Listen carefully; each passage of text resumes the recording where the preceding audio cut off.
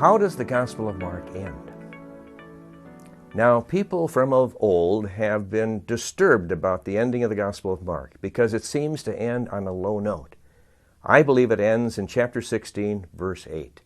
There's another tradition that will go on, and you will find it in your texts, verses 9 to 20, that bring the Gospel of Mark into line, if you will, with the Gospel of Matthew and Luke, providing resurrection appearances.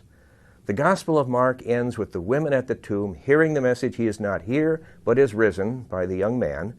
And they go out from the tomb, and the text reads, "For fear and trembling."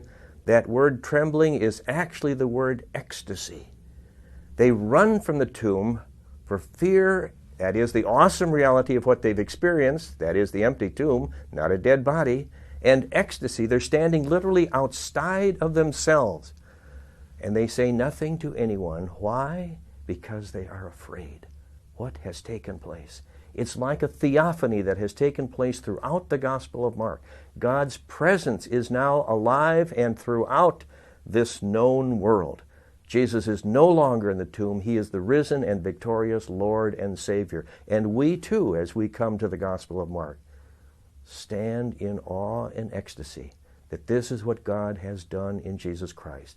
He has conquered the reality of death and the grave in Jesus' resurrection.